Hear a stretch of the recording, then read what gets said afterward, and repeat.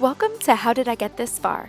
Each episode will tackle the basic skills and knowledge that we all completely missed learning. Soon enough, you'll stop having to ask yourself, how did I get this far? On this episode, we talk about wine. Does red wine ever belong in the refrigerator? And what are the easiest tips for wine pairings? And we even cover how to pick out a bottle of wine for yourself or as a gift. All that and more right now. Hello and welcome to a juicy new episode that is about to uncork the mystery of wine. Great work, right? Those are really good puns. I thought of them. My guest today is Julien Tremblay. He was most recently a tasting room manager at Corsi Graves in the wine country of Sonoma, California. He also formerly worked with Michael David Winery, and he was a former assistant manager and wine specialist at V Wine Room in Los Angeles, California, which I believe is also where we met. So it's good to see you again. Hi, Julien. Hi, it's good to see you too. Yeah, that's exactly where we met. Yes, so you were the first person I thought of when it came to wine, of course, because that was a great time. We definitely know how to drink. I do have to say something before we start. I always try to be on theme with every episode if possible. So this was an easy one for me. I brought myself some wine and a wine glass, and I will be drinking during this interview. I love it. I love it. So obviously, what are you drinking? This is, okay, so once I find a brand that's good enough, I will just stick with it, because hence me not knowing enough about wine besides that I like to drink it. This is the Cabernet Sauvignon. Yeah, classic. Yes. It's great. It's $10. So it sounds like a decent price, and it tastes good. I like what happens when I drink it. So obviously I do enjoy wine, but you have more to share than I do. So what's your story behind your passion for wine? Yeah, so it started, I grew up in Vermont, and when I graduated college, I was able to work at a winery on the East Coast, which is super interesting because it's not classically known for all these wonderful red and white varietals we have around the world in Europe and in California. And when I moved out to California about 5 years ago, I was instantly addicted to everything wine related when I had started Every Wine Room. I got my first taste of a California Pinot from Santa Maria Valley, and I was completely sold. I was like, this is what I have to do. This is what I have to share. This is what I have to talk about with everybody. It's exactly what I wanted to be doing forever. That's awesome. I mean, I felt the same way, but just about drinking it. I mean, that's how it goes. Yeah. But so I love that you wanted to take the time to really know what wine is, what goes into it, where it's from, everything like that. Do you have some questions for me so we can see where my knowledge level on wine is? Yeah, I came up with 3 terms or kind of little questions for you that I thought were these nice run-of-the-mill. We hear all our friends talking about it. I hear sommeliers and I hear 19-year-olds illegally drinking always talking about this stuff. Like, let's talk about these terms. This is good research. I'm very excited for these questions. Yeah, I wanted to know. So why don't you tell me what you think tannins are, right? We always talk about them. Hit me with the tannins. Hit me with what you think they are, and then we'll talk about them. Oh, that's a really good first one. I actually had a lot of listeners submit questions about tannins as well. Ooh, So love I it. think we all have heard that word. And if we haven't, then we probably haven't been to like a Bevmo or any kind of liquor store where we asked for help. That was the word they used, like, oh, this one has tannins, so this is the one you should get. So I know it's a good thing. I'm going to say it has some kind of like protein or like some kind of amino. I'm going to use a fancier word, amino acid. Which, Ooh. if I'm wrong, this is crazy. I'm gonna say that it's a fancy protein that makes your wine healthier. Oh, I love it. You're like 50% of the way there. Oh, It's all right. like tannin is just something in grapes. So as grapes kind of mature and develop on the vine, they're getting what we call phenolic compounds. And it's just like, I like to compare it to tea. So the longer you steep your tea, right, the more bitter it kind of gets. Wine and tea are really simple. You want to become a great wine drinker, drink a ton of tea. So I thought you were basically, gonna say drink a ton of wine, and me you both. did. But yeah, so tannins is basically from contact with the skin as the wine ages, and it's what gives that kind of that dry mouth feeling and that nice kind of structure, that kind of grittiness, that earthiness can kind of come from higher tannins in wine, and it's just an extra compound that actually does bind with proteins. So you were really close. It was really I good. was close. So it itself is not a protein. It does something to proteins in Yeah, your exactly. mouth. It's just a binding agent. So it's like tannins are just it's a phenolic compound that develops in grapes. And as we seep wine, or essentially let it age on the skin, with red wine, you're letting all the juice kind of age and macerate with the grapes in there. It's extracting some of those tannins.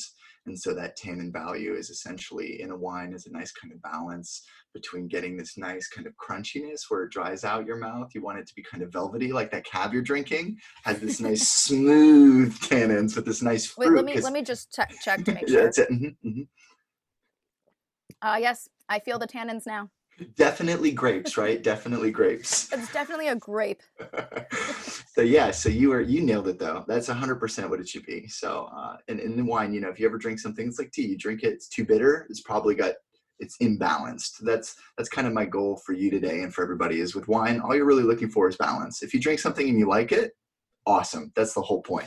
So if you drink some wine and you're like, this is really delicious, it's probably pretty balanced as a product in itself, which is really nice. So it's got the healthy balance of nice tannin structure, nice acidity, mouthfeel. Those kind of all combined to be like, yep, I'm going to chug this bottle. Oh, okay. So I thought tannins were just you want as many tannins as possible because it's healthy, but it's just another part of the taste of wine, just as much as you want some acidity and some probably fruit flavor and something else. Yeah. It's part of a balance. Exactly. So as wine kind of develops its all these kind of complex flavors in the glass and in the bottle, tannins are just a part of that. They're a piece of the puzzle. And so tannins in wine themselves, they're not as prevalent in white wines, and in red wine we get a lot of that nice extraction from the grapes. For both the color and the flavor. So all wines have that kind of different level. A lot of European wines, these Barolos, have this nice kind of tannic structure, this really dry mouth, kind of great velvet kind of leatheriness to them. And that comes from tannins. Okay. Yeah. Now I know more about tannin. It's funny because when I think of my wine questions, obviously I have a bunch to come, but tannins was a big term that I wanted to go over. So I'm glad that I was put on the spot to define the word and not you. Great. That's exactly it. I wanted to start. I was like, I know, let's tackle it. Let's talk about tannins. Let's just get that out of the way. Exactly. It's done. What's next? What's the next question? I was going to ask you, we were talking about aging wine and red wine and tannins. What do you think decanting does for a wine? Decanting's a good word. What do you think a decanter is?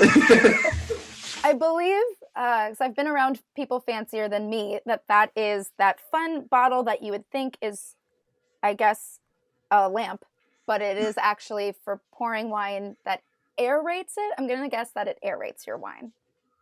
100%. So you're on the nose. There's the two main parts. Decanting kind of came around because as you age wine, components in older bottles will tend to fall out of the solution. If wine is like a chemical, like a solution, as they fall out, you have to kind of get sediment out. So when you tilt the bottle and you're pouring it into the decanter, really classic version is you light this awesome candle behind the neck of the bottle and you can see all the sediment. So you're filtering out sediment and you're also introducing oxygen.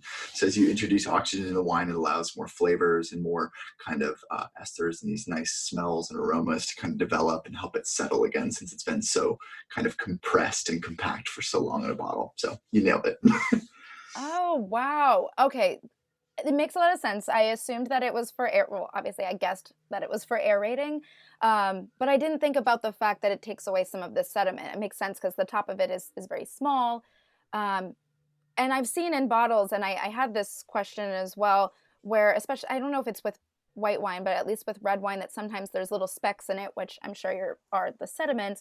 Is that parts of the grape? Is that from the process? What is that from? Yeah, so if we treat wine like solution, so basically when you read a bottle of wine and it says like 14% alcohol, the rest of that solution is water. So you have essentially this balance of alcohol in this bottle.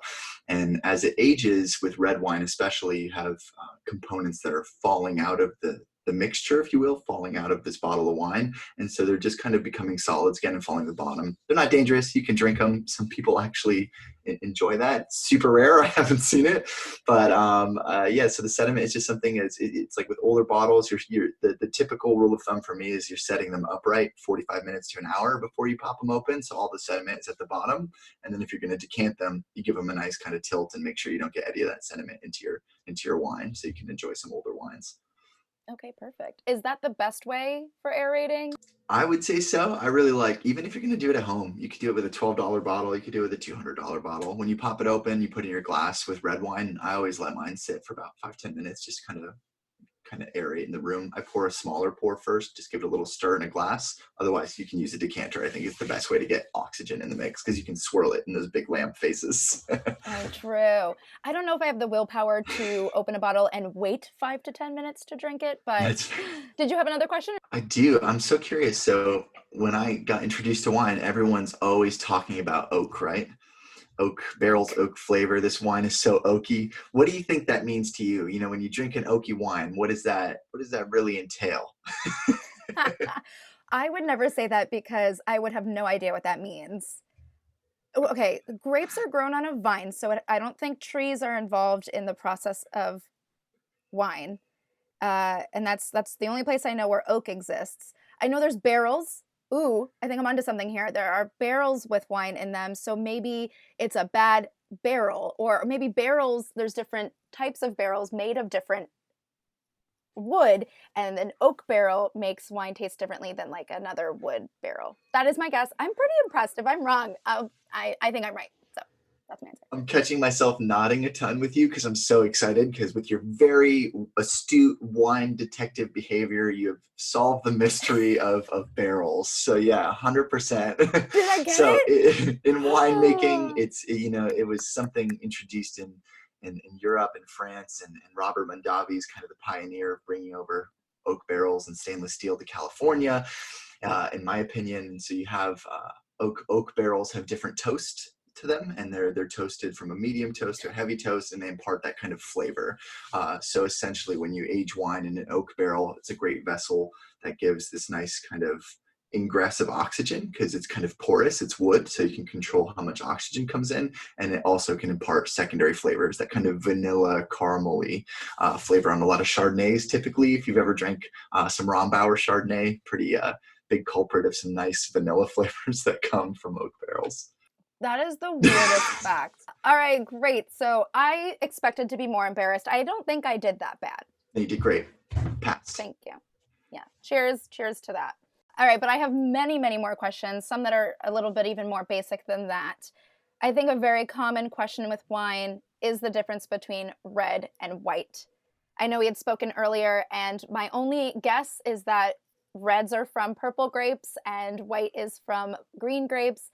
That could be the dumbest thing I've ever said. It might be true. What is the actual difference? Yes, I mean, white grapes are traditionally white, and then red grapes are red on the vine. All grape juice is actually white. Technically speaking, it's when you press red grapes, a lot of color impartation comes from the skins of the grapes.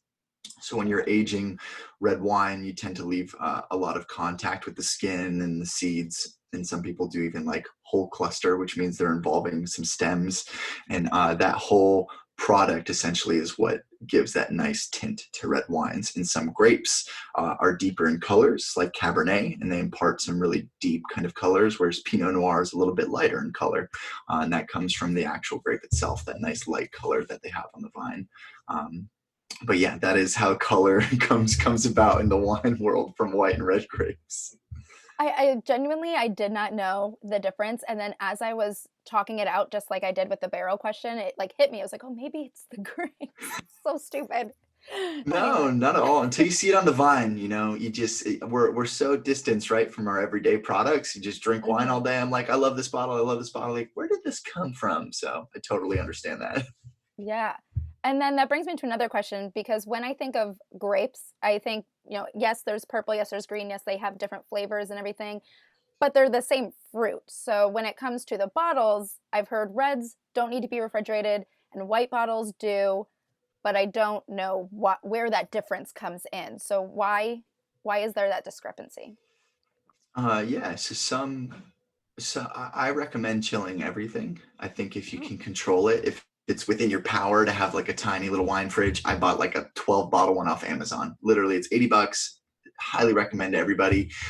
You can have this nice little wine fridge that keeps everything at 55 degrees, tends to be the universal kind of cellar temperature, is what people in the wine world call it.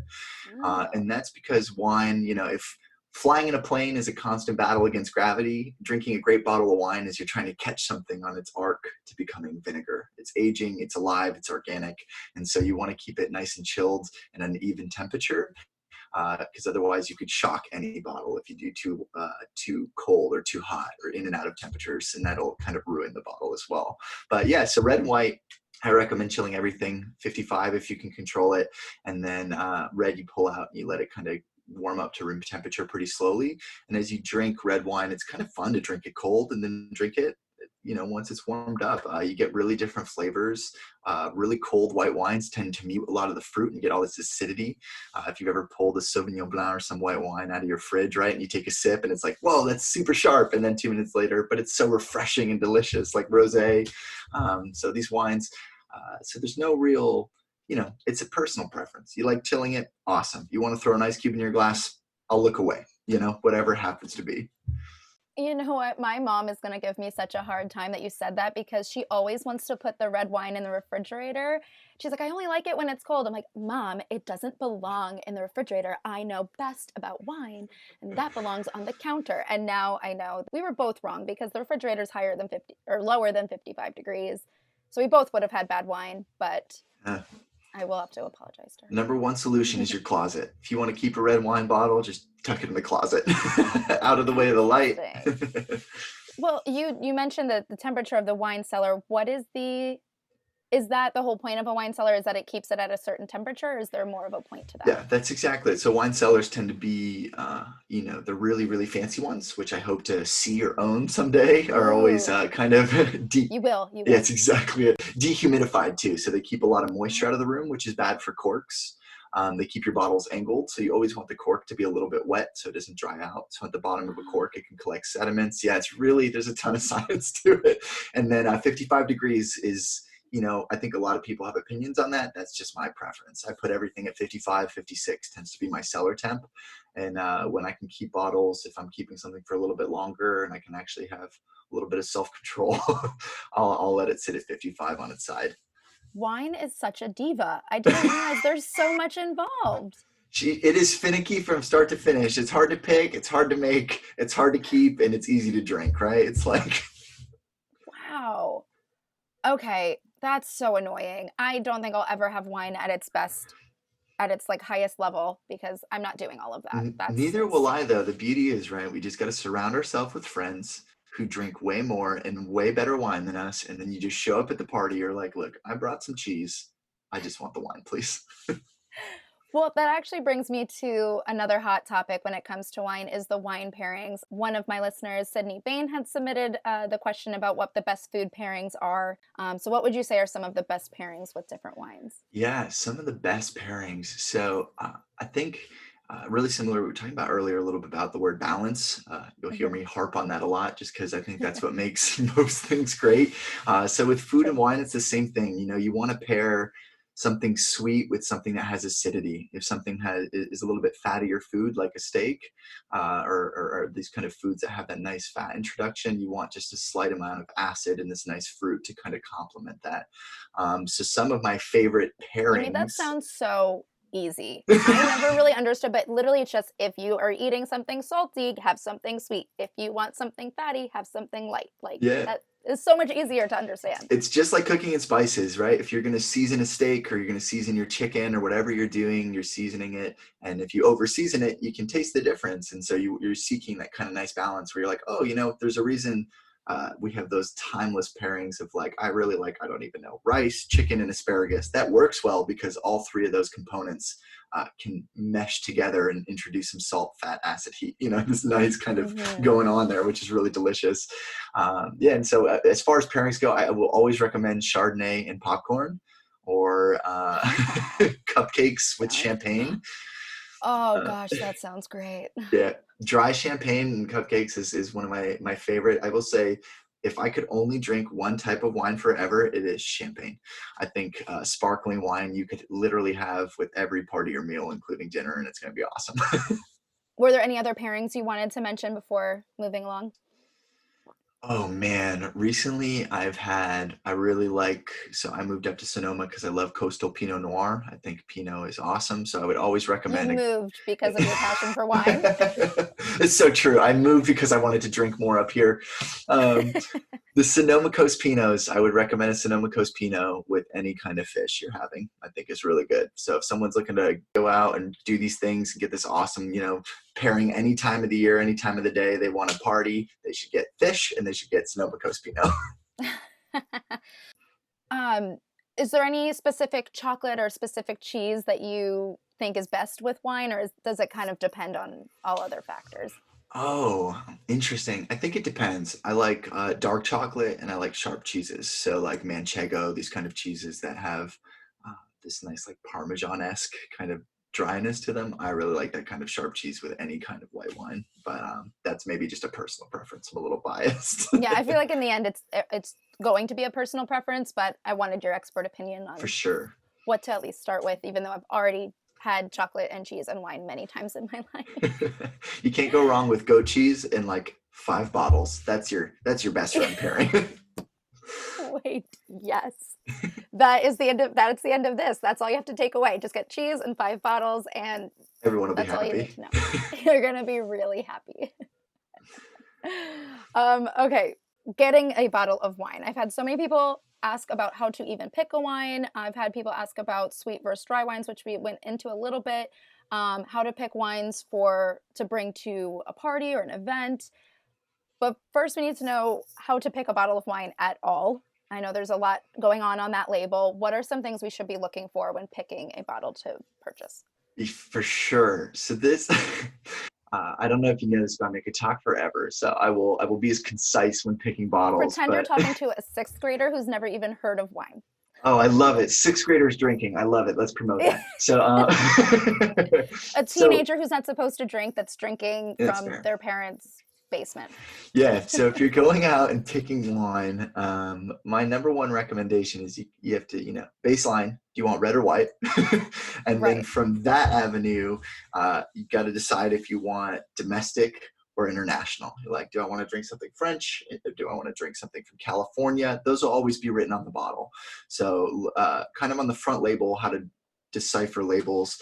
A lot of European labeling, unlike California, we label kind of by varietal, right? A lot of French wines are done by region. So if you pick up a bottle and it says like Côte de Rhône, for example, or Bordeaux, those are regions in France that use specific types of grapes to get that kind of name on their bottle. So it's about figuring out what you like. It's a normal drinker, like I was saying, for me, I love Pinot Noir. If I end up in a grocery store, I'm going over to the Pinot section and I'm nerding out. I'll pick up something maybe from Burgundy, something from Bourgogne, these regions in France that I know are known for Pinot.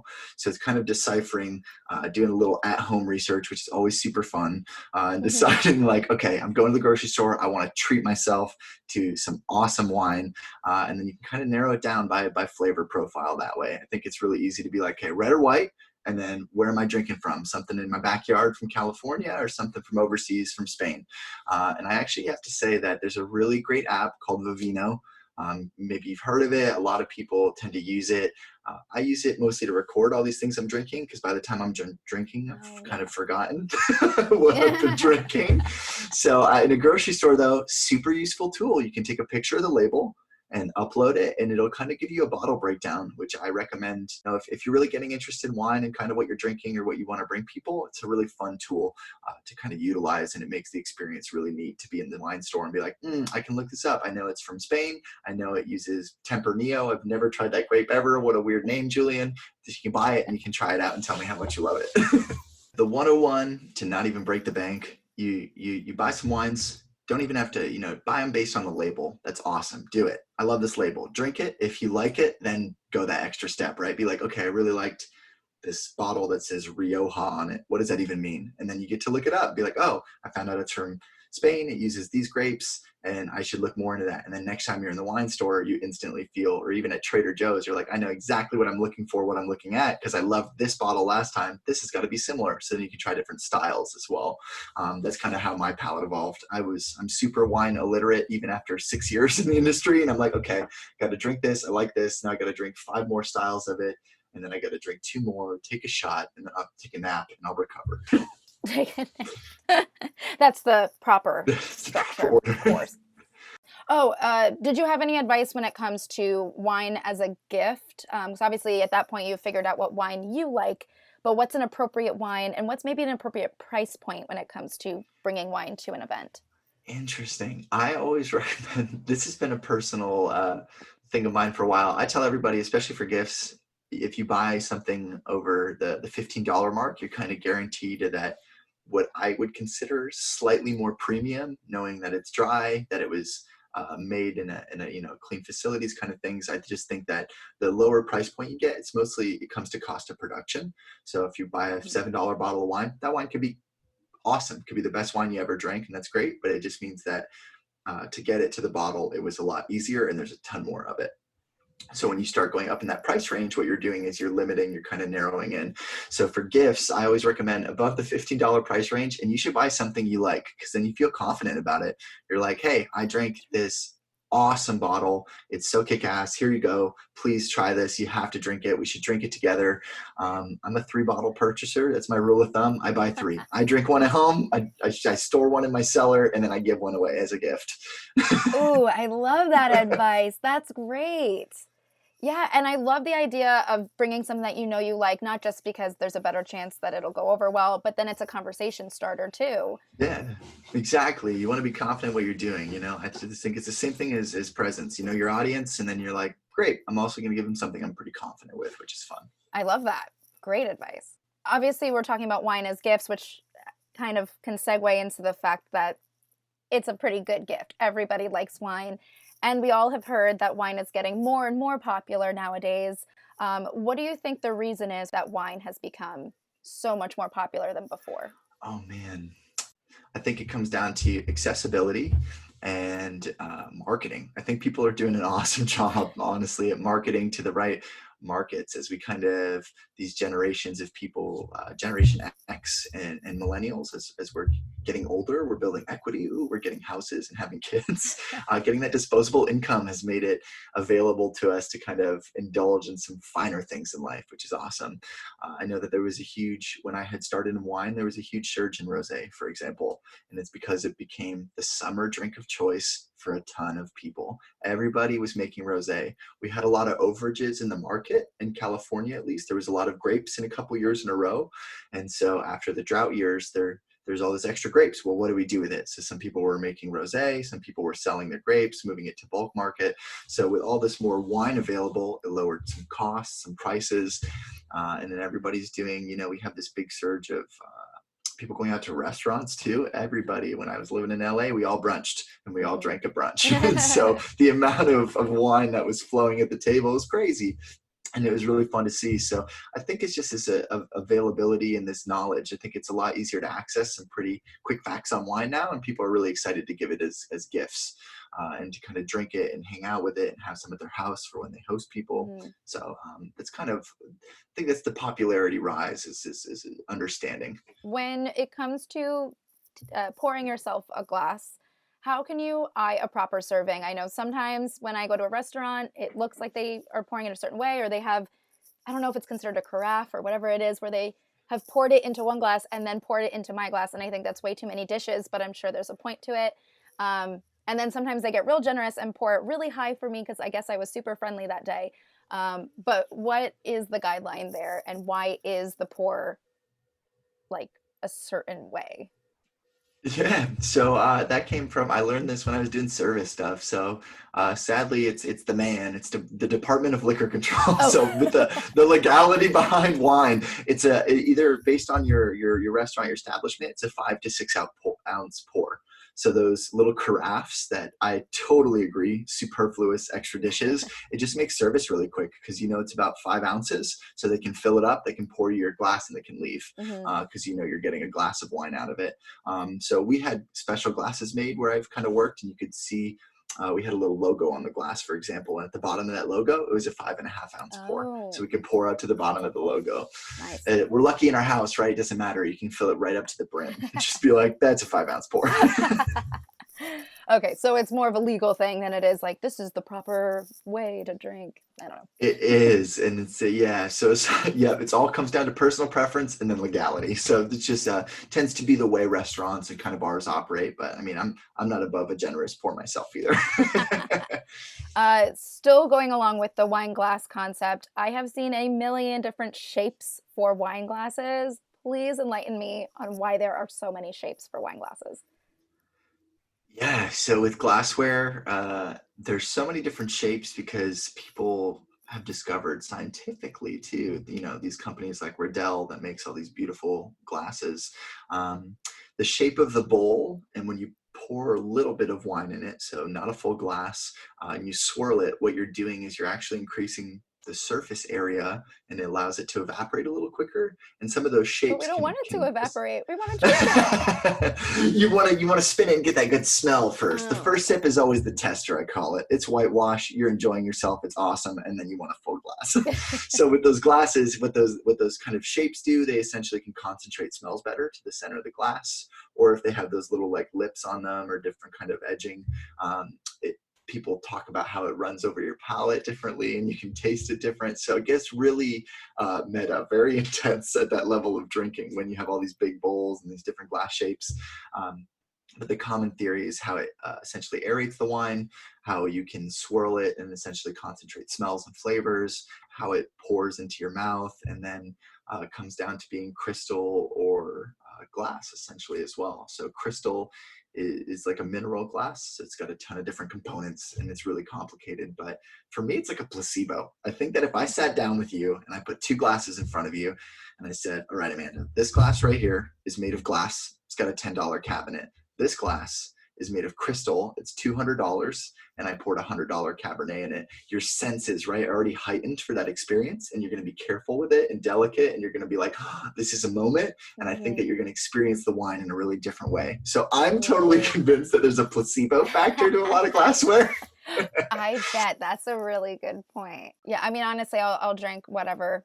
Oh yeah, put it in a sippy cup. I'll have wine all day. This question with testing it, you said like you get that first taste and it's, you're having fun, whatever. In order to impress the people you're maybe out to dinner with and the waiter says, all right, are you going to try it on behalf of everyone else that's now going to spend money on this bottle with you?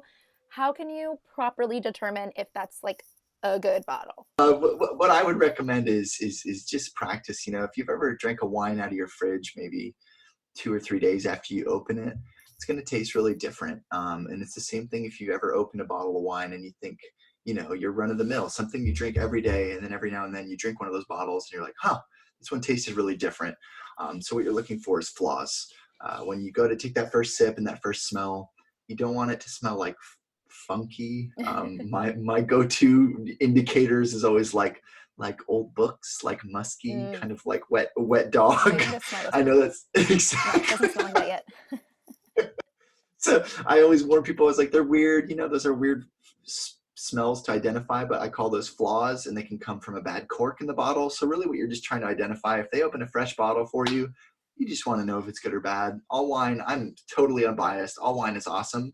So it's like when you open a bottle, I just want to make sure it's not bad from the get-go kind of thing, that it's spoiled by any means. Okay. So I'm just kind of looking for like, oh, weird, it tastes kind of sour, those kind of flavors that are just a little off. Other than that, I just close my eyes and go, this was great. Serve it to everybody. Perfect. Because I used to get super nervous with that question. I think that was a very basic, easy way to do it. I thought it was, compared to every bottle I've ever had, let's compare this bottle if this is good, bad, weird, strange. Like, no, you're just checking the smell and the taste. You're not determining if this bottle was ever supposed to get made or not. Like, I thought it was like that level of importance. No, you're just seeing if it smells funky. That's it. That's my baseline. Like, that's my baseline value for it, 100%. That's a great baseline. I love that. I feel a lot less stressed about the next moment this happens to me. So perfect. Drinking should be fun. Don't stress. Yeah. Of course, I find a way to make it stressful, though. Anyway, but this was great. I have so many more questions. I'm sure we can always do a follow-up, but this, I think, was a really great starting point. For listeners who want to hear more about your expert opinion on wine, how can people maybe get in touch with you and ask you more questions?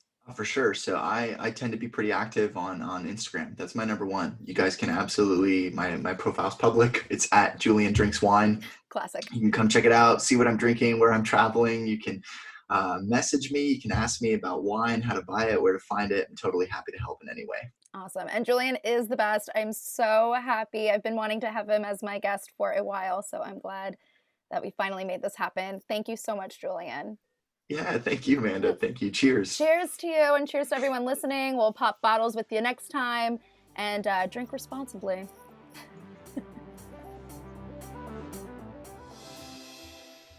Did this episode make you thirsty? Well, tonight I am co-hosting a live wine tasting at 7 p.m. Eastern on the podcast Instagram account at How Did I Get This Far Pod. Joining me is Sara Maule of Frederick Wildman and Sons, a company famous for importing high-quality French and Italian wines. Sara grew up in a winery in Italy, and now she's in the States, excited to introduce us to a red wine from the Santi Winery. You can explore all Frederick Wildman wines at frederickWildman.com, and you can buy some of their selection on reservebar.com. Can't wait to sip with you soon. If there is a basic task or aspect of life that you cannot grasp, or if you want to learn more about this topic, email howdidigеттhisfar@gmail.com and tag at howdidigеттhisfarpod on Instagram with your helpful hacks. Finally, please give the podcast a rating and review so the show can continue tackling more struggles. But that's as far as we will get for now. I'm Amanda Ogun. Thanks for listening.